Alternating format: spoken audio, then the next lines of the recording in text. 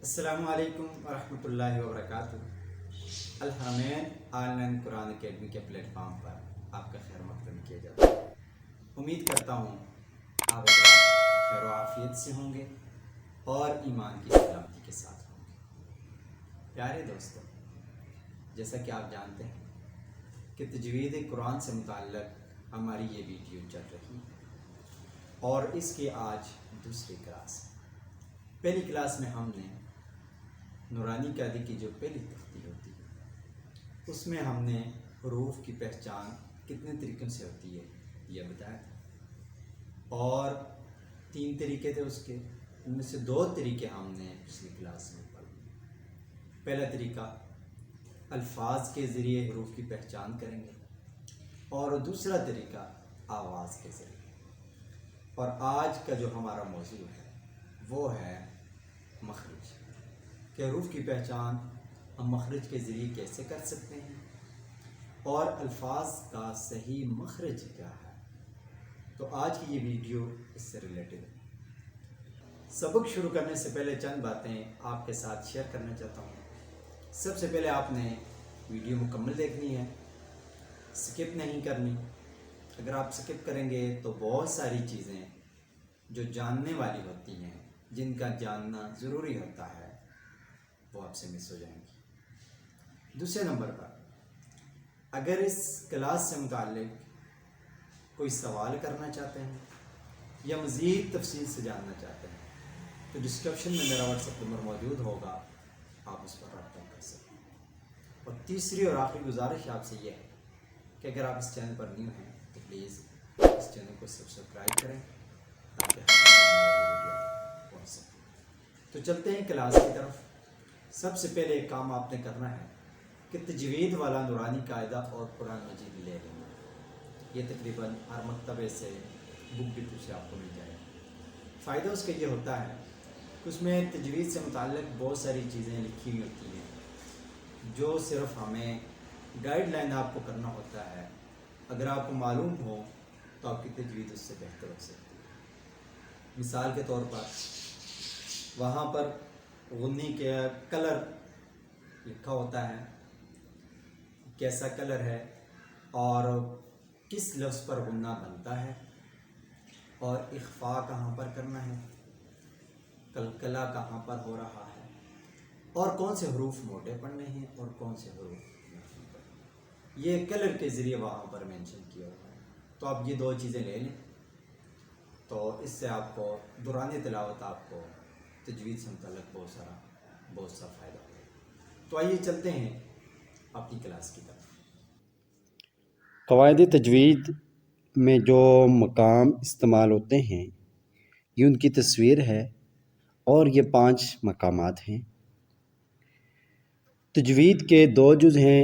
Number 1 مخارج، کے حروف کہاں سے حروف کی ادائیگی ہوتی ہے، اور نمبر 2 صفات، کہ اس لفظ کی صفت کون سی ہے، اس حرف کی صفت کون سی ہے، آیا وہ باریک پڑھا جانے والا ہے یا موٹا پڑھا جائے گا، یا اس حرف کو ہم نرمی سے پڑھیں گے یا سختی سے پڑھیں گے۔ تو یہ حروف کی کیا ہوتی ہیں؟ صفات ہوتی ہیں۔ تو اب اصول المخارج یعنی وہ جگہ کہ جہاں سے حرف ادا ہوتا ہے، یہ بنیادی 5 ہیں۔ پہلی تصویر میں آپ دیکھ رہے ہیں، تصویر نمبر 1 میں جوف یعنی منہ کا خلا، منہ کا خالی حصہ، یہ ایک مقام ہے۔ دوسرا مقام ہے حلق۔ حلق یہ جو ہماری گردن ہے فرنٹ سائڈ سے، تو یہ اس کے 3 حصے کیے جاتے ہیں تجوید کی روح سے۔ حلق کا آخری حصہ، درمیانہ حصہ اور سب سے اوپر والا حصہ، یہ دوسرا پوائنٹ ہے۔ اور تیسری چیز جو ہے وہ ہے زبان۔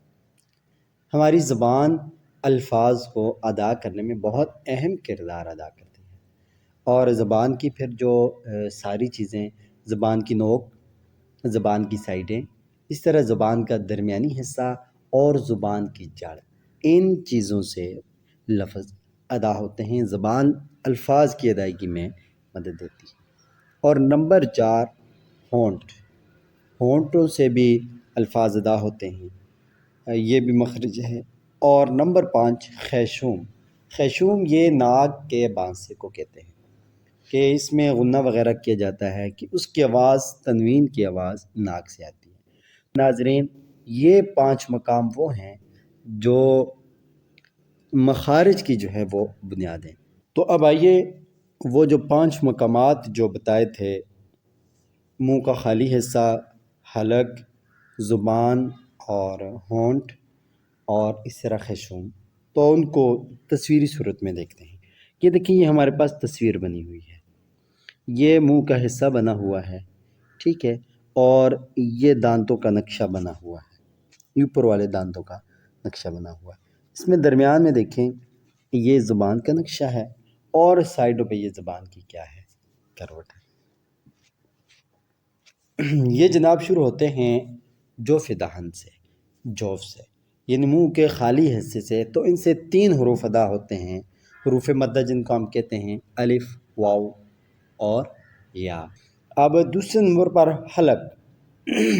حلق سے 6 حروف ادا ہوتے ہیں، حمزہ، ہا، عین، ہا، غین، خا۔ حمزہ اور ہا یہ حلق کا سب سے آخری حصہ، نیچے والا حصہ، اور حلق کے درمیان سے جیسا کہ آپ دیکھ رہے ہیں عین اور ہا، اور حلق کا جو اوپر والا حصہ ہے یعنی منہ کی طرف سے، تو وہاں سے 2 حروف ادا ہوتے ہیں، غین اور خا۔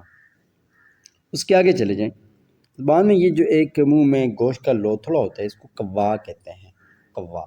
ایک تو یہ دوسرا کوا ہے نا، کرو، یہ نہیں، یہ کوا ہے، ٹھیک ہے۔ تو یہ زبان کی جڑ بھی ہے، یہاں سے نا پھر 2 حروف ادا ہوتے ہیں، قوف اور کاف۔ آگے آ جائیں، اسی طرح زبان کا درمیانی حصہ 3 حروف اس سے ادا ہوتے ہیں، جیم، شین اور یا۔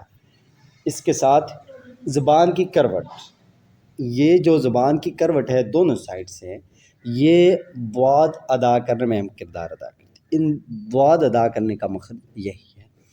ہمارے ہاں اکثر یہ اس حرف کو یا تو بالکل ضاد پڑھا جاتا ہے زا کی بیس پہ، اور یا بالکل ضاد پڑھا جاتا ہے دال کی بیس پہ، تو یہ دونوں غلط ہیں۔ اصل لفظ یہ ہے کہ آپ صلی اللہ علیہ وسلم نے ارشاد فرمایا اقرأوا القرآن بلحون العرب، کہ عرب کے لہجے میں قرآن کی تلاوت کیا کریں، پڑھا کریں۔ تو جس طرح عرب پڑھتے ہیں تو وہ اس کو واد، ٹھیک ہے، نہ ضاد ہے نہ ضاد ہے، واد، اور اس کا مخرج انشاءاللہ ہم اس کے مقام پر تفصیل سے بیان کریں گے۔ زبان کی کرو یا تو ایک سائڈ پہ، دائیں سائڈ ہو یا بائیں سائڈ ہو، یا دونوں سائڈوں پہ بیک وقت لگے تو یہ حرف ادا ہوتے ہیں۔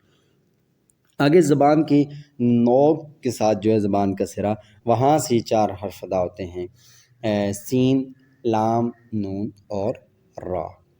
اسی طرح زبان کی نوک سے یہ 2 لفظ ادا ہوتے ہیں، زا اور صاد، اور اس صورت میں کہ جب زبان یہ نیچے والے دانتوں کی بیک سائڈ پہ لگے۔ اب زبان کی نوک پہ آ جائیں تو یہاں سے 6 حرف ادا ہوتے ہیں، یہ طوا، دال، طوا۔ اس میں زبان استعمال ہوتی ہے، زبان کی نوک، اور مخرج ان کا بنتا ہے اوپر والے دانتوں کی جڑ۔ اوپر والے جو دانت ہیں، ثنایا علیہ، رباعیہ، یہ میں آپ کو بھی سمجھا رہا ہوں، تو ان کی بیک سائڈ پہ جب یہ زبان لگے گی تو طوا، دال اور تا، یہ 3 لفظ ادا ہوں گے۔ اور یہی زبان کی نوک اگر اوپر والے دانتوں سے باہر آ گئی تھوڑی سی، تو وہاں سے 3 لفظ ادا ہوتے ہیں، وا، ذال اور تھا۔ تو اب 4 جو حروف ہیں یہ ہونٹوں سے ادا ہوتے ہیں، با، میم، فا اور واو۔ اب دانتوں کو دیکھیں، اوپر والے جو دانت ہیں، یہ جو سامنے والے 2 دانت ہیں، ان کو ثنایا کہتے ہیں، تثنیہ سے ہے، عربی میں تثنیہ 2 کو کہتے ہیں۔ تو اگر اوپر والے ہوں تو ثنایا علیہ، اور نیچے والے 2 دانت ہو تو ثنایا سفلا، ٹھیک ہے۔ اسی طرح 4 ہو جائیں تو پھر ان کو رباعیات کہا جاتا ہے، یہ آپ اس کو دیکھ سکتے ہیں۔ آگے یہ پھر ان کے ساتھ اگلی جو قسم ہے انیاب، یہ دونوں جوڑوں پہ ہوتے ہیں، یعنی 2 اوپر والے 2 نیچے والے، ٹھیک ہے، اسی طرح۔ اور آگے چل جائیں تو زواحق، زاحق، ٹھیک ہے، یہ بھی اسی طرح دائیں سائڈ پہ بھی، بائیں سائڈ پہ بھی، اوپر بھی نیچے بھی، یعنی 4 دانتوں کی ایک جوڑی بن جاتی ہے۔ اور اسی طرح طاحن، یہ طاحن، یہ اس سے پیچھے اینڈ تک داڑیں کہا جاتے ہیں، سوری، ٹھیک ہے۔ تو یہ 16 دانت ہیں اور یہ ان کی قسمیں ہیں۔ تو اب آئیے چلتے ہیں اپنے اگلے سبق کی طرف. ٹھیک ہے، سبق نمبر 1 ہمارا کیا ہے جی؟ حروف تہجی. بسم اللہ الرحمن الرحیم. الف، با، تا، ثا، جیم، حا، خا، دال، ذال، را، زا، سین، شین، صاد، ضاد، طا، ظا، عین، غین، فا، قاف، کاف، لام، میم، نون، واو، ہا، حمزہ، یا. ٹھیک ہے، تو یہ حروف کی ادائیگی انشاءاللہ نیکسٹ ہماری جو کلاس ہوگی اس میں انشاءاللہ ہم الف سے لے کر یا تک، یا جتنے بھی ممکن ہو سکے کہ اس دوران ویڈیو زیادہ لمبی نہ ہو کہ دیکھنے والے ہمارے دوست تنگ ہو جاتے ہیں، بور ہو جاتے ہیں. تو انشاءاللہ جتنی ہو سکی سٹیپ بائی سٹیپ انشاءاللہ ہم ان کی تفصیل کے ساتھ مخرج بیان کریں گے، اور انشاءاللہ پھر آپ نے اس پر پریکٹس کرنی ہے تاکہ جب بھی آپ تلاوت کریں تو جو بھی حرف جہاں بھی آئے، ابتدا میں ہو، درمیان میں ہو، آخر میں ہو، تاکہ اس کی ادائیگی آپ کے لیے مشکل نہ ہو.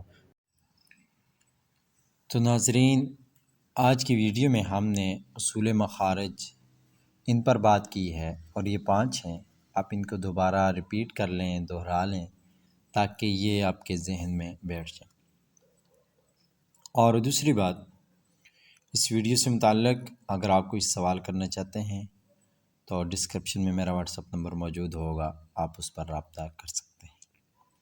اور اس کے علاوہ آپ سے گزارش ہے کہ اگر آپ نے میرے اس چینل کو سبسکرائب نہیں کیا تو اس چینل کو سبسکرائب کریں، اور مزید اگر آپ اس میں کوئی مشورہ دینا چاہیں تو ضرور دیں، تاکہ ہم اس کام کو بہتری کے ساتھ آگے بڑھایا جا سکے. اور اس کے علاوہ کچھ دوست پرسنل میں بھی رابطہ کر رہے ہیں، تو انشاءاللہ ان کے جوابات بھی انشاءاللہ جلدی ان پر ایک الگ سے انشاءاللہ ویڈیو بنے گی، جس میں تمام سوالوں کے جوابات وہ دیے جائیں گے، تاکہ سب کو، سننے والوں کو فائدہ ہو. اور اس کے علاوہ آپ لوگوں کے لیے ایک گڈ نیوز ہے. انشاءاللہ ان قریب ہم ایک کورس شروع کرنے جا رہے ہیں، قرآنی عربی کورس، جس میں ہم عربک گرامر ہوگی اور اس بیس پہ ہوگی قرآنی عربک کے اعتبار سے. مثلاً قرآن مجید کی چند آیات ہوں گی اس سبق کے اعتبار سے، سبق نمبر 1. تو ان میں اس طرح ہوتا ہے کہ قرآن مجید کی چند آیات ہوتی ہیں، اور ان آیات میں جو عربی گرامر استعمال ہوئی ہوتی ہے وہ انشاءاللہ ہم سیکھیں گے. اس کا فائدہ یہ ہوگا کہ ہم نے اگر چند سبق اچھی طرح سیکھ لیے، پڑھ لیے، تو مزید ہم خود قرآن مجید کی ٹرانسلیشن اور ترجمہ آسانی کے ساتھ کر سکیں گے. تو انشاءاللہ اب ملتے ہیں اگلی ویڈیو میں، تب تک کہ اپنا خیال رکھیے گا. اللہ حافظ.